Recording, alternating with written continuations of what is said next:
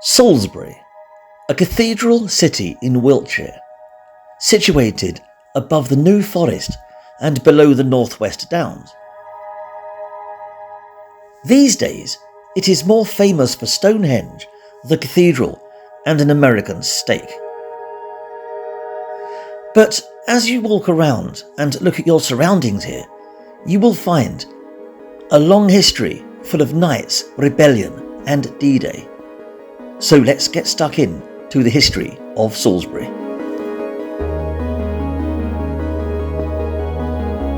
Now, the city you see today is relatively recent, from an historical point of view anyway, first being created as a city by Henry III, who signed a charter in 1227. Salisbury isn't in the Domesday Book, but the land itself is truly ancient, heading deep into the murky depths of the past.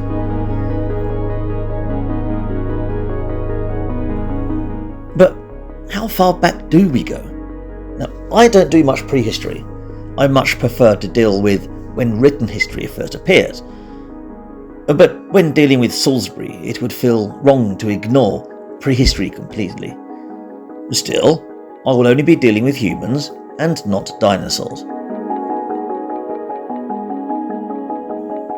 Okay, if you must know, the kind of dinosaurs that are roaming the area of Wiltshire are creatures like Decentaurus and the massive Cardiodon, both from the Jurassic period.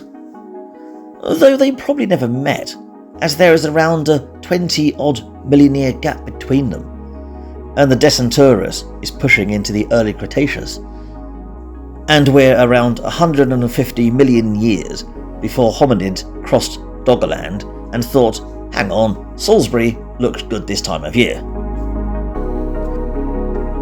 And in case you are wondering, Doggerland wasn't a place where good boys go walkies.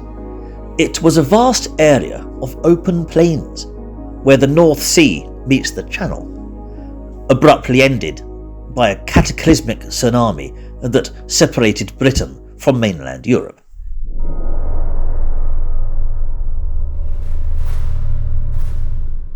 And humans made several migrations to and fro as time went on. As the Paleolithic made way for the Mesolithic, which in turn passed the torch to the Neolithic, the hunter-gatherers gradually joined the agricultural revolution. They just had to mind the bears that roamed wild. Towards the end of the Neolithic, we also get some familiar structures appearing. The famous Stonehenge being one, situated on the nearby Salisbury Plain, one of many stone structures that dotted Neolithic Britain. No one truly knows the purpose of Stonehenge, and its origins are shrouded in mystery, lost to a people who left no written records. Only that the site had been used as long as the 8th millennium BC. But as for the henge itself, construction started around the 3rd millennium BC. And here you see several phases of building. Originally just a basic stone circle, and then with the additions of other bits, including the classic sarsen stones, and its familiar structure. A huge complex. People came to Stonehenge from far and wide, even back then.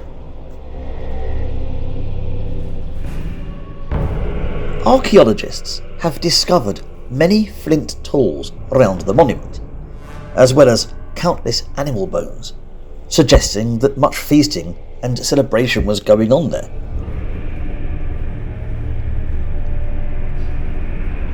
By now, the Neolithic hunter-gatherers had long ago passed the torch to the agricultural revolution. We're in the Bronze Age. The era of the bell beaker people, so called because of their pottery, the bell-shaped receptacles they drank from.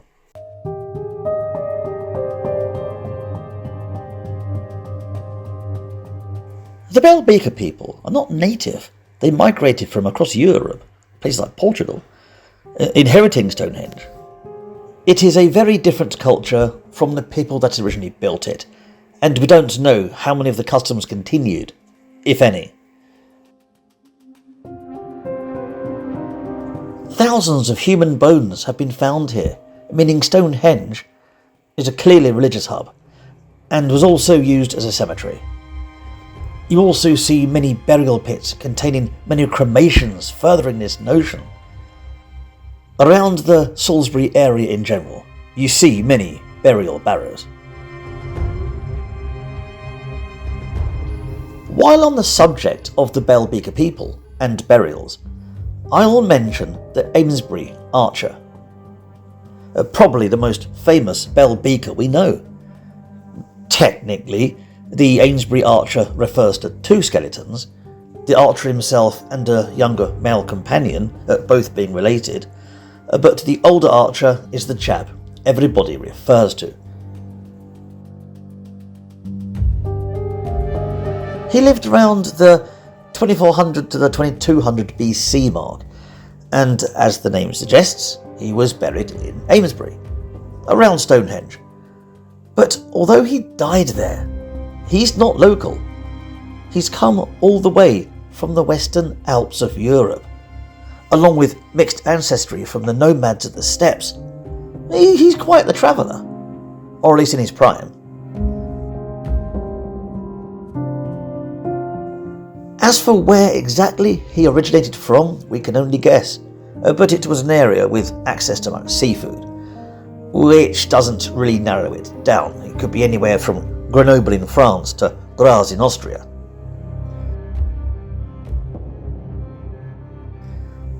He suffers from a spina bifida, just the unseen version, as well as the condition which affected his shoulder.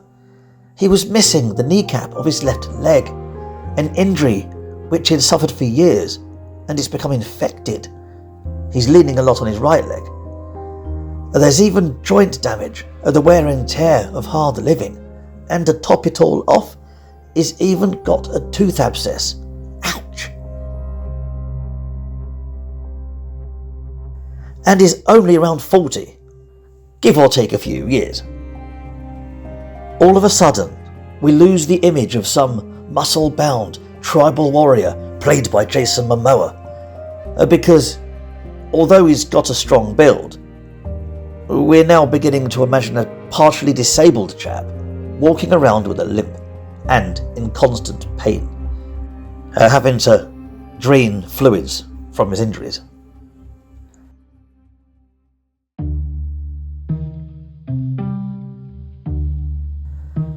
It doesn't sound a stretch to assume he's travelled to Stonehenge to receive some healing from the priests, as Stonehenge was known far and wide.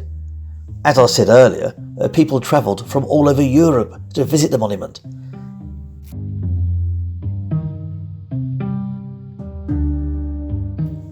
But despite all his ailments, the Amesbury Archer was buried as a hunter or warrior. And he had a very lavish burial indeed, suggesting he was a man of great importance.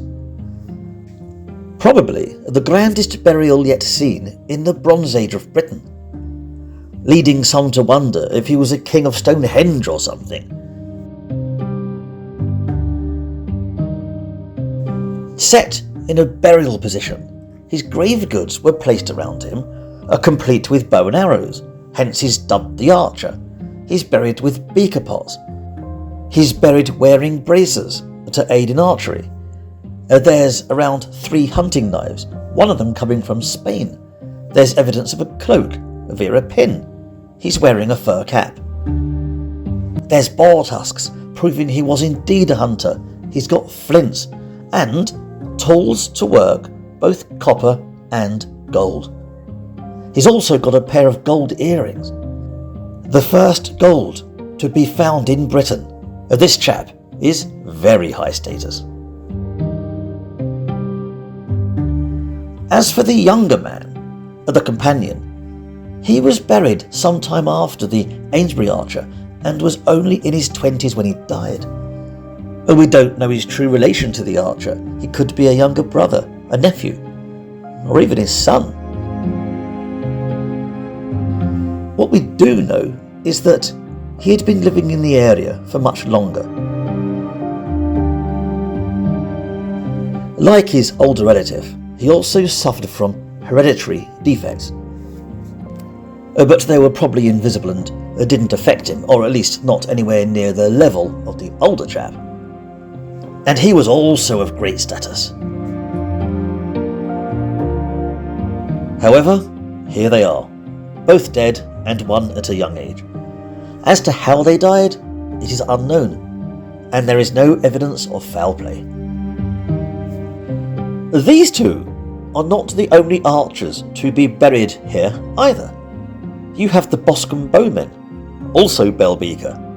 They're found around Stonehenge too, as well as the Stonehenge archer, all from the same period, early Bronze Age bell beaker.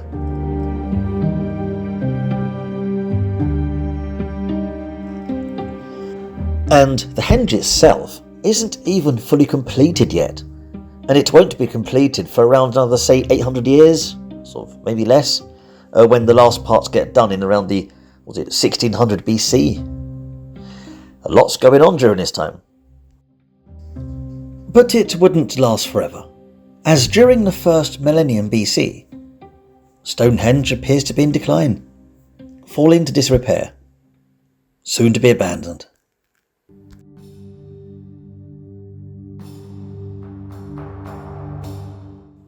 And by the Iron Age, local tribes had erected an oppidum, a hill fort, in the area we now called Old Sarum. An oppidum? No, oppidum. It was basically a central hub for the local area. This is where the tribe lived, safe behind the ramparts that protected it. We don't know exactly what tribe. They are long lost to time. Could have been the southern Dudriges, could have been the northern Dubuni. Whoever it was, they were no doubt clashing with the aggressive Catavaloni.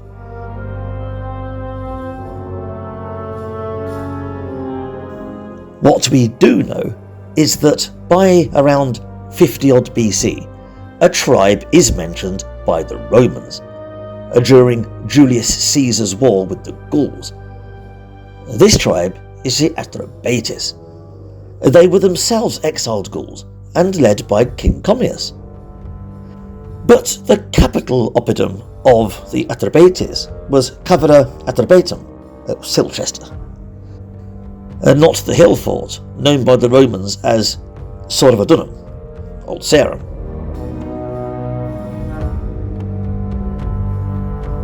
The hill fort at Sorvadunum had been fortified since around 400 BC. It boasted defensive earthen ramparts, typical of oppidums of the age, but these were larger and set in a highly strategic position, protected from the south also by the nearby River Avon. Sorvadunum would have been quite a tough nut to crack.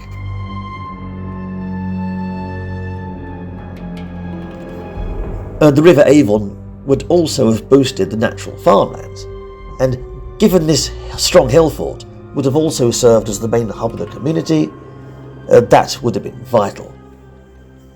But given the Atrebates didn't come here until around the mid-1st century BC, during Julius Caesar's Gallic campaign, it means the fort wasn't invincible, because it had fallen into the hands of an enemy tribe. A tribe that would control it for the next 100 years. I've mentioned before in other videos that the Celtic tribes of Britain weren't a bunch of primitive cavemen as portrayed in the media. If anything, they were pretty much Romanized long before the invasions.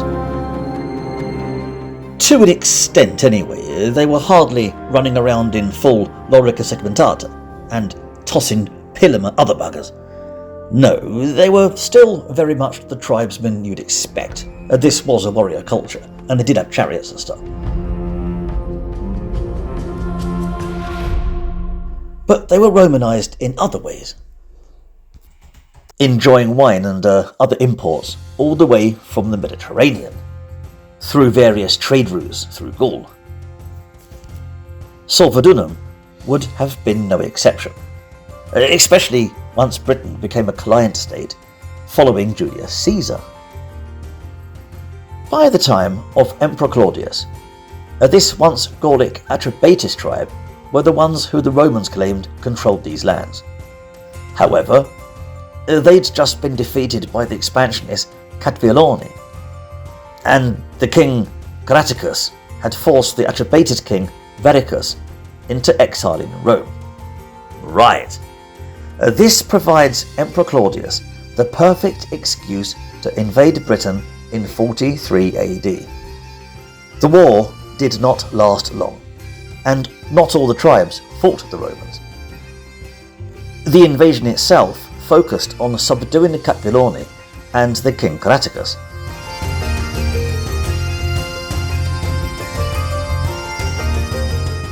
And following the battle at the Medway and the Roman capture of the Catviloni Oppidum at Camulodunum, Colchester, it was pretty much all over, and the Atrebatid tribe, now under the rule of King Tobidumnus, submits to the Roman Emperor along with 11 other British kings.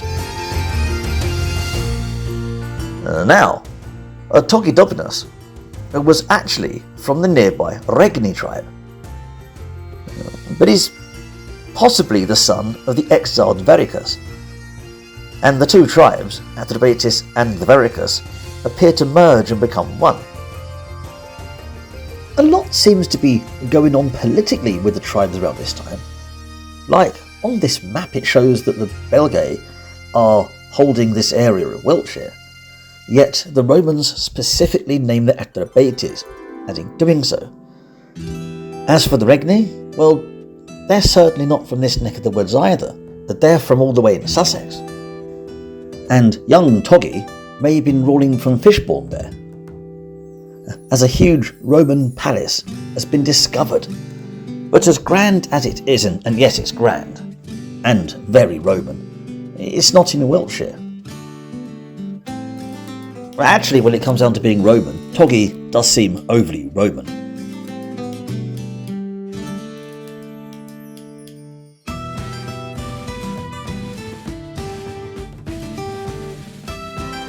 King Togidobinus even takes a new name in honour of the Roman emperor, Tiberius Claudius.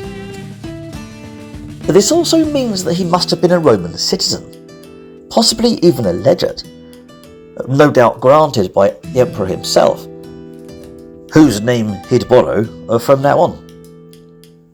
We're not seeing the classic Celtic barbarian king that everyone is familiar with, that we see in all the media.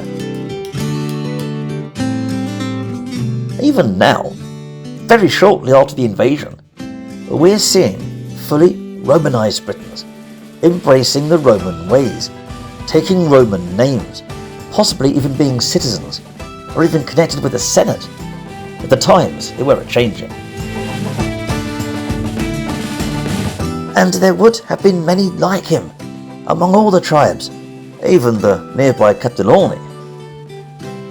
Tiberius Claudius, the Celtic king, would rule for another 30-odd years, outlasting Claudius, his namesake, the emperor, even outlasting Nero, who came next.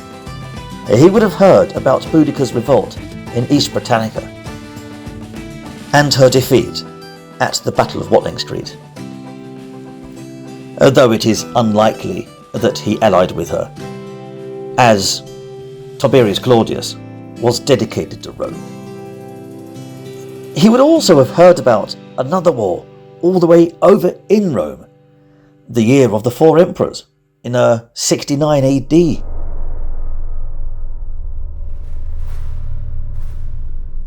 Let's briefly turn our attention to the area of religion, as the barbaric, druidic priests that controlled the theology of the land were dwindling with each passing year, and their base of operations was on the island of Mona, Anglesey, because gradually other more exotic and foreign ways began to take over, cults of the Roman gods and the persecuted cult of Christianity, which was relentlessly hunted in the infamous reign of Emperor Nero. But you're probably wondering what on earth is going on, because earlier I mentioned that Stonehenge was abandoned hundreds of years before the Romans even arrived. But because, or wasn't it a druidic site? No, never was. It was created by an ancient religion in the Neolithic that we know next to nothing about, inherited by another group of people in the Bronze Age, the Bell Beaker people, before slowly fading out of use as time changed. Even Boudica wouldn't have used it.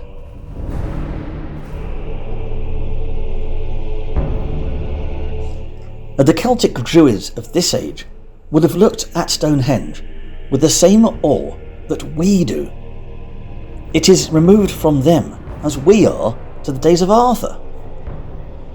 And the Romans in Britain were probably unaware of its existence, having been overgrown and buried under 1,000 years of foliage. The Henge, not the Romans.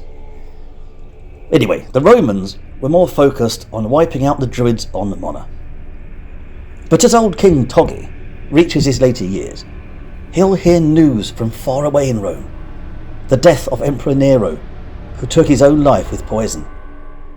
And he would have heard about another war all the way over in Rome, the year of 4 emperors, in 69 AD.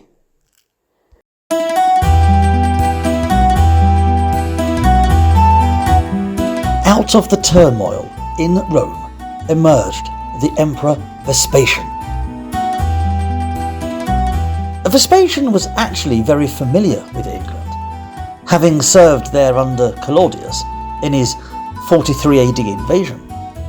He was the one in command of the 2nd Augusta Legion at the time, and it was him who led the men across the river at the Battle of the Medway.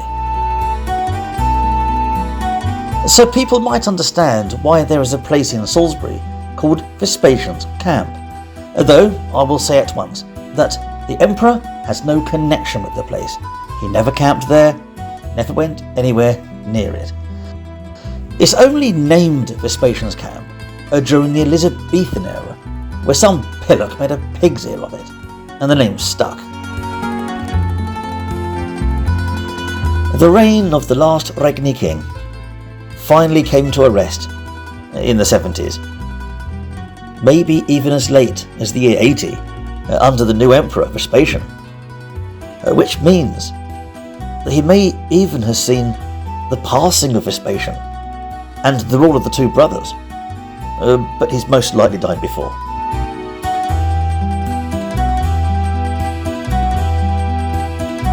The region surrounding the oppidum of Sovrodunum is then fully assimilated into the Roman Empire and becomes a civitas.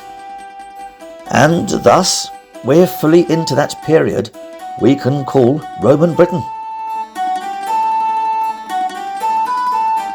Though, when I say Roman Britain, we're not suddenly all wearing togas.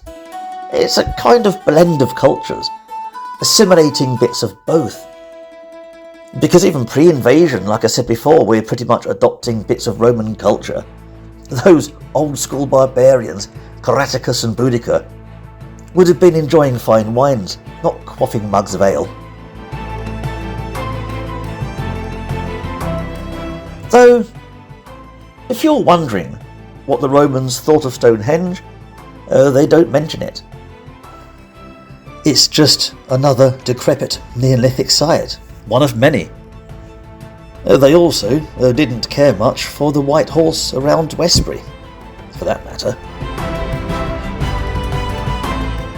Also, they were probably occupied elsewhere, most likely far too focused on furthering their own civilization and not promoting the Druids, who they made efforts to stamp out.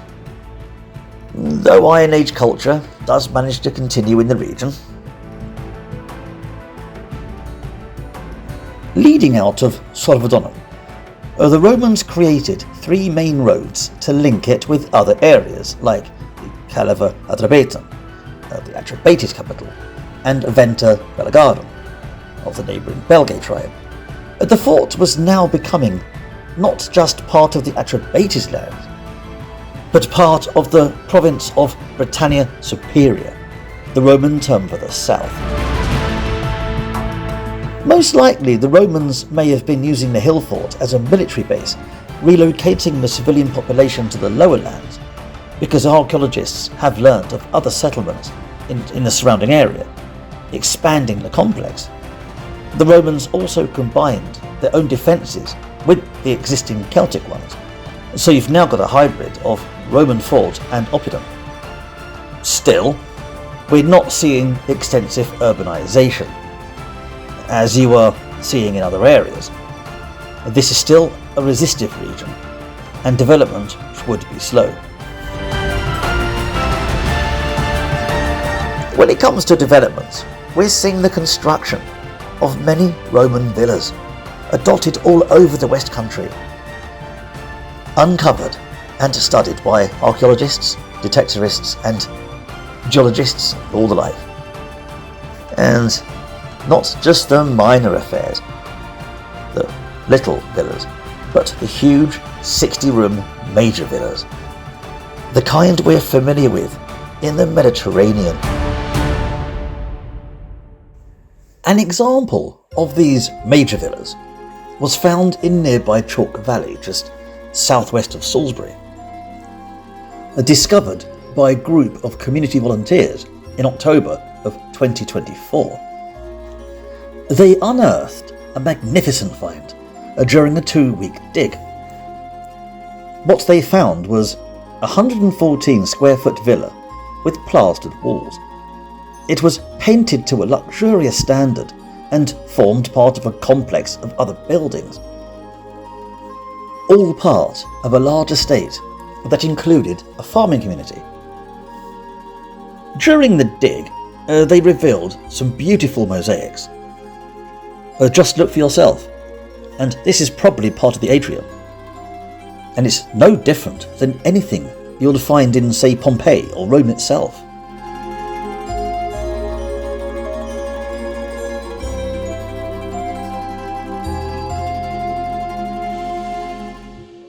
The villa was most likely more important during the later Roman period, but it's an example of the kind of things we find in the area of Wiltshire. This is no backwater province. There's new developed farmlands, baths, temples, spectaculars. We're looking more like Rome with each passing year, as emperors came and went, as would the governors who controlled the region.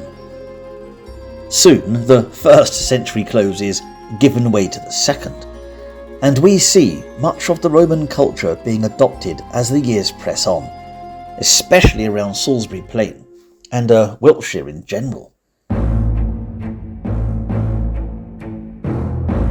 Though this area is known as a resistive region, as Iron Age culture does continue in Wiltshire, and Roman developments were slow in comparison to areas that were swift to adopt this new culture.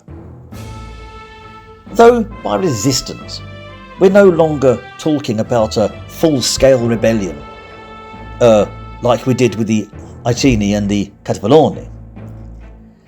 I mean, there is still fighting, but all the way in the north of Britain. The likes of Venutius of the Brigantes,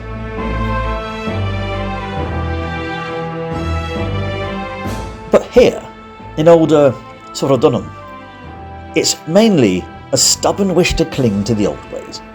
Until you invent tea and biscuits, I'll rather sit here and mourn. In their defence, Stonehenge is only a stone's throw away, but they're not taking up arms against Rome. There is a huge rebellion that does break out in the late 2nd century. But this isn't native Celts following in the footsteps of Boudicca. No, this is the governor of Britain, Clovis Albinus, rebelling against his emperor Lucius Septimius Severus. To get a bit of background to this, Clovis had been governor since Commodus, and following the emperor's death by assassination, Septimius Severus had emerged out of the year of 5 emperors. And, given the political situation, Clovis probably thought, hey, I'll have a pop at this, and declared himself emperor of Rome. His rebellion didn't last long, and he was dead a year later, after taking the fight into Gaul, where he was killed at the Battle of Lugdunum, modern-day Lyon in France. Well, that was that. Good rebellion. And also, Lucius Septimius Severus would die in Britain as well, but up north, in Iberacum in York.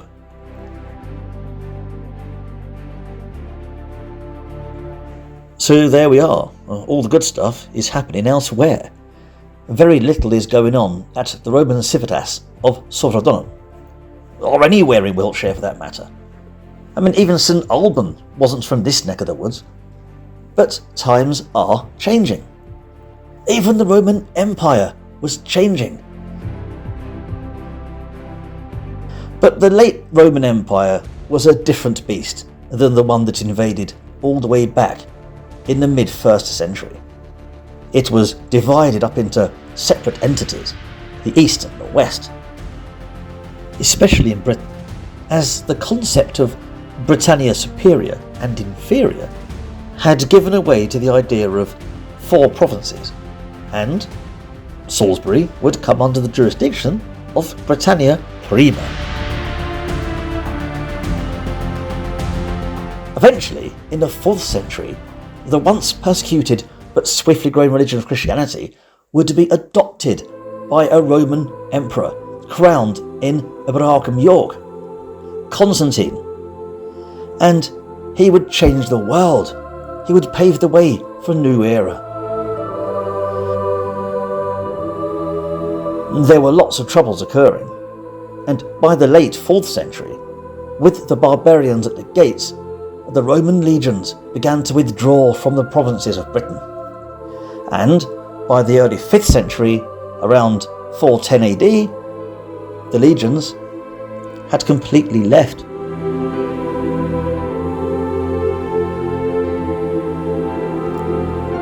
Okay, let's explore this. I'm not saying that every single Roman had left, because it isn't that black and white. It's very murky.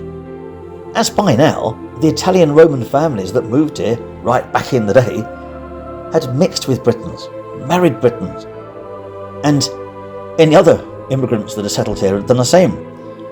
Their children and their children and their children's children were born here. These people weren't Romans, they were Britons.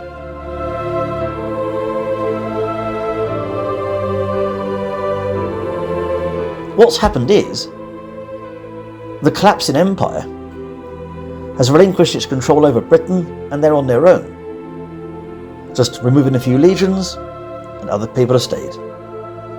Nothing's black and white here. And this isn't the end of our tale. Far from it. For the history of Salisbury is only getting started.